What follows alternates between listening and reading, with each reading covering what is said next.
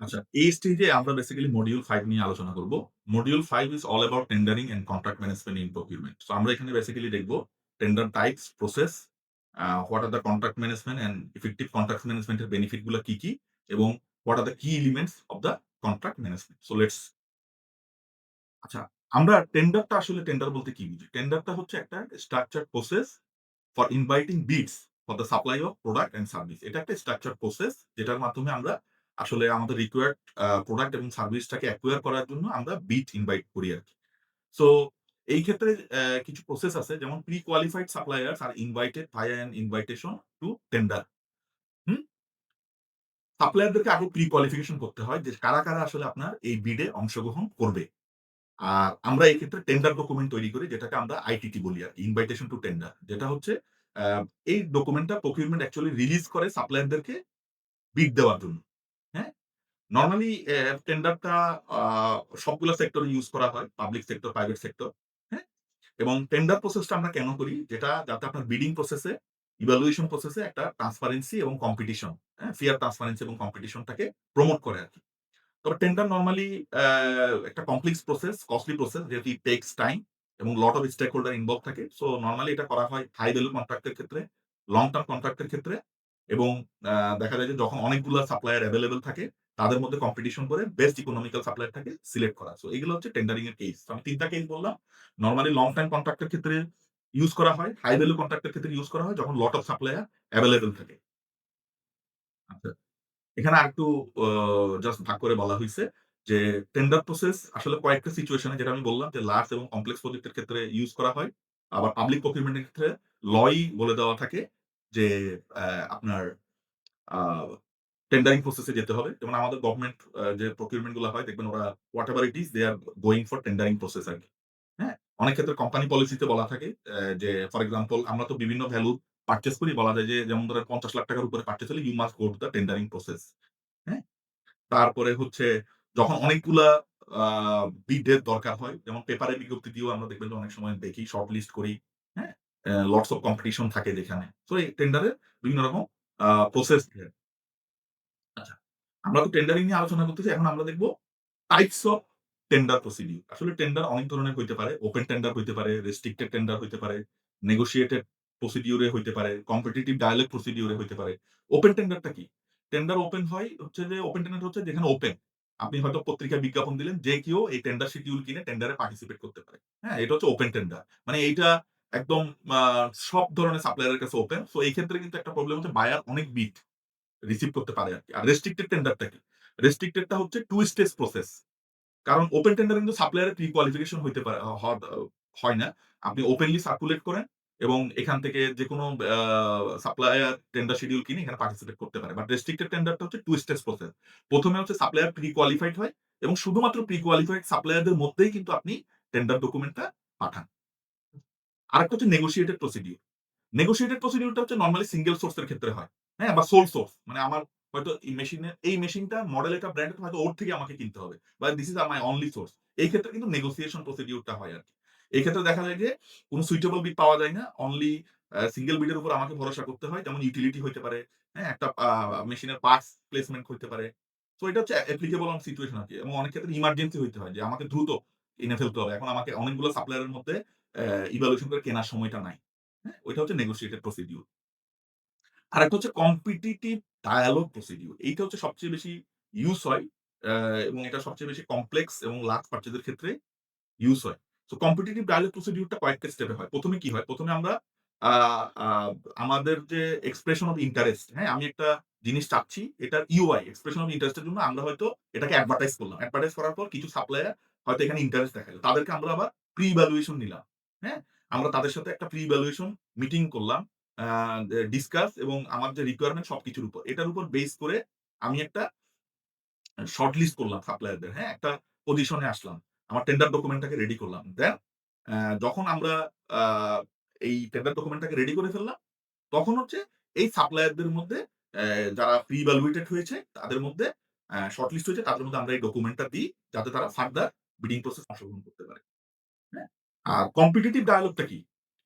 Competitive ডায়ালগটা ২ টা স্টেজে বলতেছে যে এখানে ২ ভাবে আসলে নেগোসিয়েশনটা হয়। একটা হচ্ছে প্রি কোয়ালিফিকেশন। সাপ্লায়ারকে যখন আমি সিলেক্ট করব ইনিশিয়াল প্রি কোয়ালিফিকেশন স্টেজে একটা নেগোসিয়েশন হয়।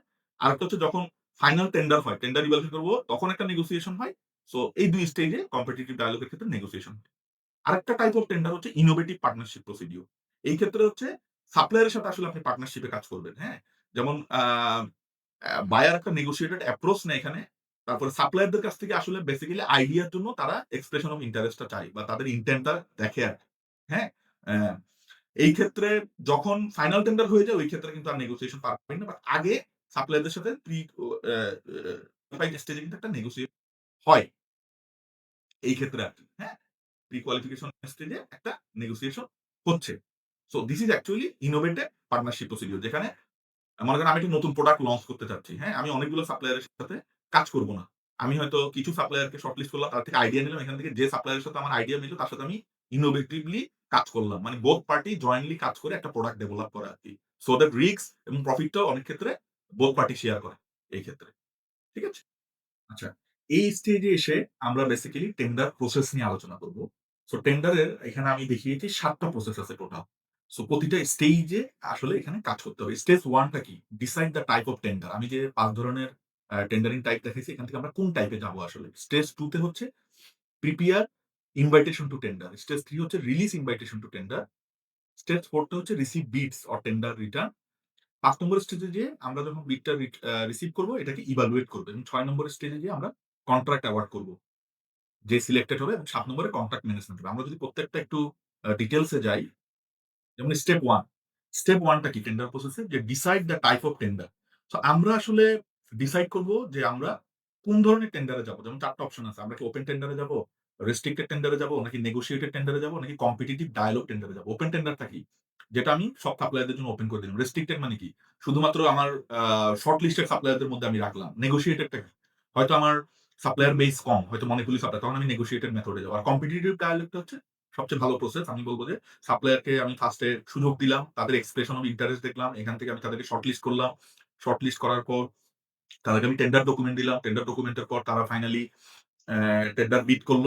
এরপর তাদের সাথে আমরা ফাইনাল নেগোসিয়েশন এ যেয়ে আমরা টেন্ডারটা অ্যাওয়ার্ড করলাম।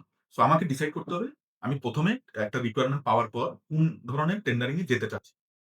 ২ নম্বর হচ্ছে যখন আমি ডিসাইড করে ফেললাম আমি কোন ধরনের টেন্ডারে যাব, এরপর আমার যে পরের কাজটা হচ্ছে প্রিপেয়ার ইনভাইটেশন টু টেন্ডার মানে আইটিটি।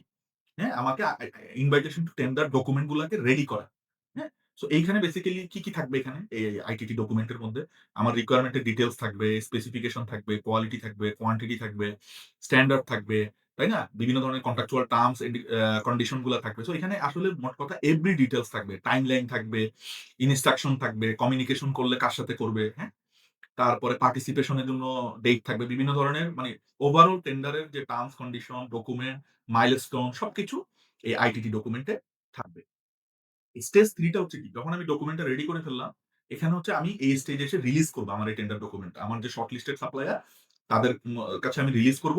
সবাইকে একটা সেম টাইমে রিলিজ করব এবং কারো ক্লারিফিকেশন থাকলে ক্লারিফিকেশন দিব। ওই ক্লারিফিকেশন এর জন্য একটা ডেডলাইন থাকবে। ডেডলাইনের পর সবার জন্য একটা ডেডলাইন থাকবে যে কতদিনের মধ্যে সে টেন্ডারটা সাবমিট করবে। সো এই স্টেজটা হচ্ছে রিলিজ আ আইটিটি আরকি। Release document. ৪ নম্বরের স্টেজটা কি? যখন আমি রিলিজ করে ফেললাম ডকুমেন্টটা আমার শর্ট লিস্টেড সাপ্লায়ারের মধ্যে, এইখানে বেসিক্যালি আমি তাদের কাছ থেকে কোটেশন পাবো। তাই না? এই কোটেশনটা একটা ডেডলাইন এর মধ্যে সবার কোটেশন আমি পেলাম। পেয়ে আমি এটাকে ইভ্যালুয়েশন করব। ইভ্যালুয়েশনটা বেসিক্যালি আমি কিছুক্ষণ আগে বলছিলাম যে একটা ক্রস ফাংশনাল টিমের এফোর্ট লাগে। এখানে টেকনিক্যাল টিম ইনভলভ থাকতে পারে।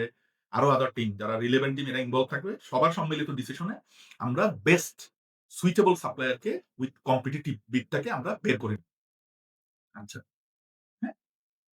এর পরের স্টেজটা কি? আমরা যখন আ সিলেক্ট করে ফেললাম আমাদের বেস্ট সাপ্লায়ারকে through cross functional evaluation, cross functional team evaluation এই স্টেজে আমরা কন্ট্রাক্টটা অ্যাওয়ার্ড করব সাকসেসফুল বিডারকে।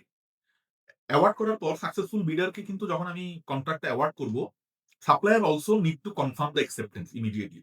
সো যখন কন্ট্রাক্টটা অ্যাওয়ার্ড হয়ে যাবে তখন এবং আদার পার্টি অ্যাকসেপ্ট করবে কন্ট্রাক্টটা তখন আমি অফিসিয়ালি আদার সাপ্লায়ারদেরকে যারা পার্টিসিপেট করছিল তাদেরকে জানাবো যে কেন তারা তাদের এফোর্টটা সাকসেসফুল হয়। ৭ নম্বর হচ্ছে কন্ট্রাক্টটা অ্যাওয়ার্ড করে ফেলার পর এরপরে কিন্তু কাজ হচ্ছে কি? কন্ট্রাক্টটাকে ম্যানেজ করা। সো এই স্টেজে এসে আমরা কন্ট্রাক্টটাকে ইমপ্লিমেন্টেশন করব, হ্যাঁ? এবং এই ক্ষেত্রে কিন্তু প্রকিউরমেন্ট এর অনেক এক্টিভিটিস আছে কন্ট্রাক্ট ইমপ্লিমেন্টেশন এ। যেমন ইন্টারনাল স্টাফদের সাথে কমিউনিকেশন করা, যদি রিকোয়ার স্টেক হোল্ডার লাগে, সাপ্লায়ারদেরকে পারফরম্যান্স ম্যানেজমেন্ট, সাপ্লায়ার পারফরম্যান্স একটা রেগুলার রিভিউ করা, কোন ডিসপিউট আসলে ডিসপিউটটাকে সমাধান করা, তাই না? কন্ট্রাক্টে কোন চেঞ্জ থাকলে চেঞ্জটাকে করা, আ এক্সিলারেট করা। তারপরে কোন পেমেন্ট প্রসেস যেটা আছে, পেমেন্ট প্রসেস অনুসারে পেমেন্টটাকে এনশিওর করা। সোজা কথা, we need to work towards continuous improvement. ওকে। এরপর আমরা একটু যদি কন্ট্রাক্টে যাই, টেন্ডার প্রসেসটা আমাদের এখানেই শেষ। কন্ট্রাক্ট অ্যাওয়ার্ড করার পর কন্ট্রাক্ট ম্যানেজ করা পর্যন্ত হচ্ছে আমাদের টেন্ডারিং প্রসেস। দেন কন্ট্রাক্টটা সাকসেসফুলি ম্যানেজ হওয়ার পর পেমেন্ট প্রসিডিউর এ চলে যায়। আচ্ছা, আমরা যদি একটু কন্ট্রাক্টিং টার্মস এ আসি, কন্ট্রাক্টটাকে আসলে ২ ভাগে ভাগ করা হইছে। একটা হচ্ছে এক্সপ্রেস টার্ম, একটা হচ্ছে এমপ্লয়েড টার্ম। আর কন্ট্রাক্টটা কি? কন্ট্রাক্টটা হচ্ছে ২ টা পার্টির মধ্যে কিছু রাইটস অ্যান্ড অব্লিগেশন থাকে আরকি, হ্যাঁ? যে আমি আপনাকে বাইন্ডিং করলাম, লিগালি বাইন্ডিং করলাম। এইটা হচ্ছে আপনার বেসিক্যালি কন্ট্রাক্ট। একটা পার্টি আরেকটা পার্টিকে তাদের মধ্যে যে অব্লিগেশন, হ্যাঁ? তাদেরকে লিগালি বাইন্ড করা। কন্ট্রাক্টের মধ্যে ২ ধরনের ইস্যু থাকতে পারে। এক্সপ্রেস টার্ম থাকতে পারে, এমপ্লয়েড টার্ম থাকতে পারে। এক্সপ্রেস টার্মটা কি? যে টার্মসটা ক্লিয়ারলি স্টেটেড অ্যান্ড এগ্রিড আপন ইন দ্যা কন্ট্রাক্ট। যেমন কিছু টার্মস থাকে যেটা আমি এক্সপ্রেস করে দিলাম। যেমন আমার ওয়ারেন্টি কি হবে, পেমেন্ট টার্মস কি হবে, তাই না? আমি এগুলা একদম ডিরেক্টলি বলে দিলাম। আর কিছু থাকে এমপ্লয়েড টার্ম। এমপ্লয়েড টার্মটা হচ্ছে কি? যেটা হয়তো কন্ট্রাক্টে উল্লেখ না থাকলেও বাই ল এটা অটোমেটিক্যালি এমপ্লয়েড হয়ে যায়। যেমন এমপ্লয়েড টার্মস নরমালি কি থাকে? এটা এক্সপ্লয়েড তো আমি বলে দিছি যে এটা বেসিক্যালি একদম স্পেসিফিকলি উল্লেখ করা থাকে। পেমেন্ট টার্মস কি হবে, ওয়ারেন্টি টার্মস কি হবে, ডেলিভারি টাইম ফ্রেম কি হবে, হ্যাঁ? কাজের স্কোপ অফ শিডিউল কি হবে আমি ডিটেইলস বলে দিচ্ছি। বাট এমপ্লয়েড টাইম এর ক্ষেত্রে এটা কন্ট্রাক্টে না থাকলেও যেটা আমি বললাম যে এটা বাই ল পড়ে যায়। হ্যাঁ? যেমন কিছু আ ল থাকে। আ আমাদের ইন জেনারেল ল, ওই ল এর অনুসারে এটা অটোমেটিক্যালি পোস্ট হয়ে যায়। এক্সপ্রেস টার্ম এর সুবিধা হচ্ছে কি? এক্সপ্রেস টার্ম যেটা যেহেতু আমি ক্লিয়ারলি কন্ট্রাক্টে এক্সপ্রেস করতেছি, হ্যাঁ? যেমন আমার কোন পেনাল্টি ক্লজ থাকলে আমি এক্সপ্রেস করতেছি, তাই না? আমার রিকোয়ার্ড টাইম ফ্রেম আমি এক্সপ্রেস করতেছি। সবকিছু আমি এক্সপ্রেস করে দিচ্ছি। তো এটা basically set out the obligation of both buyer and seller. Buyer and seller এর অব্লিগেশনটাকে ঠিক করে এটা। তারপরে হচ্ছে যে set out the rights of the buyer if supplier default. Supplier যদি ডিফল্ট করে ওই ক্ষেত্রে এটার রেমেডি কি হবে? ওইটা ওখানে স্পষ্ট লেখা থাকে। তাই না? Set out the rights of the seller. আবার বায়ার ডিফল্ট হলেও সেলারের ক্ষেত্রে কিভাবে তারা এটাকে কোপ আপ করবে ওইটা লেখা থাকে আরকি। এবং আ বোথ পার্টি কিভাবে আসলে ডিল করবে বিভিন্ন ইস্যু গুলা আরকি। যেমন কোন মিসম্যাচ হইলে, কোন যদি কন্ট্রাক্ট চেঞ্জ এর প্রয়োজন হয়, এই জিনিসগুলো আসলে এক্সপ্রেস টার্মে বলা থাকে। দেখবেন অনেকগুলো টার্মস এ বলা থাকে যে লিকুইডিটি ক্লজ কি হবে, লিকুইডিটি ড্যামেজ এর ক্লজ কি হবে, এক্সক্লুশন ক্লজ কি হবে, ন্যাচারাল ডিজাস্টার থাকলে কি হবে। So this things are important. আচ্ছা, কন্ট্রাক্টে আরেকটা জিনিস হচ্ছে যে আমরা কিছু স্ট্যান্ডার্ড টার্মস ইউস করি। হ্যাঁ? দেখবেন যে কন্ট্রাক্টে আমরা নরমালি দেখবেন যে প্রত্যেকটা কোম্পানিতে কিছু স্ট্যান্ডার্ড টার্ম থাকে। স্ট্যান্ডার্ড টার্ম এর মধ্যে ওই যে ৫ টা রাইট যেগুলো এগুলো কিন্তু সবই উল্লেখ থাকে। Specification, quality, quantity, time, place, price এগুলো কিন্তু সব উল্লেখ থাকে। এর বাইরেও আমরা অনেক সময় কিছু আলাদা term case to case basis কন্ট্রাক্টে ইউস হয়। যেমন এক্সক্লুশন ক্লজ থাকতে পারে, এখানে লিকুইডিটি ড্যামেজ ক্লজ থাকতে পারে। তাই না? সো স্ট্যান্ডার্ড টার্মস টা নিয়ে আমরা একটু আলোচনা করি। কারণ মোস্ট অফ দ্যা কন্ট্রাক্টে আমরা স্ট্যান্ডার্ড টার্মস ই ইউস করব। So standard terms of condition হচ্ছে যে যেটা একদম স্ট্যান্ডার্ড থাকে প্রত্যেকটা কন্ট্রাকচুয়াল এগ্রিমেন্টে। অ্যা এখানে বায়ার আর সেলার আসলে তাদের own standard terms and condition এবং যেটা চেষ্টা করে যে তাদের নিজস্ব স্ট্যান্ডার্ড টার্মস অ্যান্ড কন্ডিশনটাকে ইম্পোজ করার জন্য। স্ট্যান্ডার্ড টার্ম এ আসলে কি থাকে যেটা আমি বলতেছিলাম। যেমন ফার্স্ট অফ অল ডেফিনিশন থাকে। আপনি কোন কাজ বা কোন আইটেমটা চাচ্ছেন। তারপরে কন্ট্রাক্টের যে ফরমেশন মানে লাইক এই কন্ট্রাক্টটা হচ্ছে আমি বাইং পার্টি, আমার নাম কি? আমার পক্ষ থেকে কে? সেলার পার্টি তার নাম কি? কে? এটা হচ্ছে ফরমেশন অফ দ্যা কন্ট্রাক্ট। বা অর্ডার অফ প্রিসিডেন্স থাকে। যেমন ওই যে অনেকটা আমরা টেবল অফ কনটেন্ট বলি না? কোনটার পরপর কি আসবে? এরপর প্রাইস থাকে। ইনভয়েসিং অ্যান্ড পেমেন্ট কি থাকবে? প্রাইসটা হচ্ছে যে প্রাইস আমরা এগ্রি করলাম। স্পেসিফিকেশন থাকবে। তারপরে কোন ল থাকলে যেমন ধরেন এনভায়রনমেন্টাল ল হয়তো এখানে মেইনটেইন করতে হবে। হ্যাঁ? তারপরে হচ্ছে এইচএসসি সেফটি পলিসিটাকে মেইনটেইন করতে হবে। তারপরে ডেলিভারি সে কতটুকু পর্যন্ত ডেলিভারি দিবে। হ্যাঁ? রিস্কটা ইনকোটাম যদি বলি কতটুকু পর্যন্ত সাপ্লায়ার এর রিস্ক থাকবে, কতটুকু পর্যন্ত বায়ার এর রিস্ক থাকবে। ওয়ারেন্টির ইস্যু থাকবে। উইদিন ওয়ারেন্টি পিরিয়ড কিভাবে লায়াবিলিটি টা আসলে ডিস্ট্রিবিউট হবে। ইন্টেলেকচুয়াল প্রপার্টি রাইট থাকবে এখানে, কপিরাইট বা আদার ইস্যু, কন্ট্রাক্ট টার্মিনেশন এর প্রসিডিউর থাকবে। হুম? তারপরে অনেক সময় দেখবেন যে আপনি বেশ কিছু কনফিডেনশিয়াল ডাটা হয়তো সাপ্লায়ারকে দিচ্ছেন। তাহলে এখানে একটা কনফিডেনশিয়ালিটি ডাটা থাকবে। এনডিআর সই করতে পারে। যেটাকে আমরা বলি নন ডিসক্লোজার এগ্রিমেন্ট যে আপনি হয়তো সাপ্লায়ারকে এই প্রজেক্ট পারপাস এ ডাটাটা দিচ্ছেন কিন্তু সাপ্লায়ার এই ডাটাটা অন্য কোথাও ইউস করতে পারবে না। হ্যাঁ? তারপরে তাদের ইথিক্স, সিএসআর এগুলো আমরা দেখি। ল, জুরিডিকশন এই বিভিন্ন পয়েন্ট গুলো আসলে স্ট্যান্ডার্ড টার্মে উল্লেখ থাকে। এরপরে আমরা দেখব কন্ট্রাক্ট ম্যানেজমেন্ট। কন্ট্রাক্ট ম্যানেজমেন্টটা খুবই ইম্পোর্টেন্ট। আমরা তো এখন কন্ট্রাক্ট নিয়ে অনেক আলোচনা করলাম। কন্ট্রাক্ট ম্যানেজমেন্টটা হচ্ছে যে প্রসেসে আমরা এনশিওর করি যে কন্ট্রাক্টটা প্রপারলি পারফর্ম হইছে এবং বোথ বায়ার এবং সেলারের এক্সপেকটেশনটা মিট করছে। This is called contract management. একটা কন্ট্রাক্ট প্রপারলি ম্যানেজ করা। যেখানে বোথ পার্টি প্রপারলি তাদের এক্সপেকটেশন মেইনটেইন করতে পারছে আরকি। এই কন্ট্রাক্ট ম্যানেজমেন্টটা ইফেক্টিভ হইলে কি বেনিফিট আছে? আপনার কন্ট্রোলের যেটা হচ্ছে যে সাপ্লায়ার আমরা এনশিওর করতে পারি যে সাপ্লায়ার কন্ট্রাক্টের এভরি অ্যাসপেক্ট ফুলফিল করছে।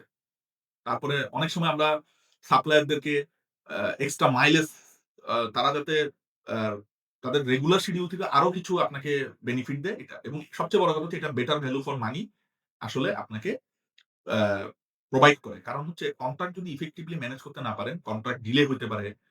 ঠিক টাইমে আপনি প্রজেক্টটা রান করতে না পারেন। সো অনেক অসুবিধা আছে। সো এই কারণে ইফেক্টিভ কন্ট্রাক্ট ম্যানেজমেন্ট এর অনেক বেনিফিট আছে। এবং কনট্যাক্ট ম্যানেজমেন্ট যদি আপনি প্রপারলি করেন, আপনি আর্লি স্টেজেই আপনার রিস্ক গুলোকে আইডেন্টিফাই করে ফেলতে পারবেন। চ্যালেঞ্জ গুলোকে আইডেন্টিফাই করে ফেলতে পারবেন। তাই না? যেটা আপনি কনট্রাক্ট ফেইলিউর থেকে আপনাকে রক্ষা করবে আরকি। এবং বেটার আপনার লিগ্যাল এবং কমার্শিয়াল ইস্যু গুলোকেও আপনি ম্যানেজ করতে পারবেন। সাপ্লায়ারকে আপনি মোটিভেট রাখতে পারবেন। সাপ্লায়ারের পারফরম্যান্সটাকে সবসময় আপনি আপ করার জন্য কাজ করতে পারবেন। এখন আপনি যদি কন্ট্রাক্ট ম্যানেজই না করেন তাইলে তো একটা কন্ট্রাক্ট হয়তো আপনি সাপ্লায়ারকে দিয়ে বসে রাখলেন, আপনি আর কোন এটার ম্যানেজমেন্ট ইস্যুতে গেলেন না। So that you never know what will happen in those contract. আদৌ সাপ্লায়ার কি ফিল করতেছে, কোন ঝামেলা ফিল করতেছে কিনা, সে ঠিক টাইমে দিতে পারবে কিনা। অনেক ইস্যু থাকে। আচ্ছা আমরা যেটা বলতেছিলাম এই যে কন্ট্রাক্ট ম্যানেজমেন্ট, এই কন্ট্রাক্ট ম্যানেজমেন্ট এর কিছু কি এলিমেন্ট আছে। কি এলিমেন্ট গুলা কি? আমাকে কন্ট্রাক্ট ডেভেলপমেন্ট এর ১ম এ আমাকে কি করতে হয়? একটা কন্ট্রাক্ট ফার্স্ট এ ডেভেলপ করতে হয়। যেখানে বোথ পার্টি তাদের টার্মস কন্ডিশন গুলাতে এগ্রি হয়। এরপরে এটাকে কমিউনিকেট করতে হয়। বোথ পার্টি এটাকে অ্যাকসেপ্ট করতে হয়।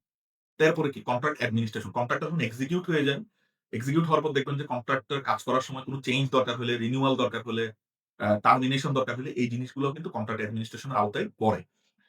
এবং আরেকটা জিনিস খুব ইম্পোর্টেন্ট যেটা আমি এখন ধরে বলতেছিলাম যে contract performance. Every time you need to check the contract performance and manage it accordingly. এবং finally relationship management. Relationship management হচ্ছে বোথ সাপ্লায়ার এবং বায়ার এর মধ্যে যে প্রফেশনাল রিলেশনশিপ মেইনটেইন করা। ঠিক আছে? তো ইটস অল অ্যাবাউট মডিউল 5 যেখানে আমরা বেসিক্যালি ইফেক্টিভ টেন্ডার এবং কন্ট্রাক্ট ম্যানেজমেন্ট নিয়ে আলোচনা করছি। I guess আপনারা যদি এইভাবে টেন্ডার প্রসেস এবং কন্ট্রাক্ট ম্যানেজ করেন, it will be very much helpful to your professional life. Thank you.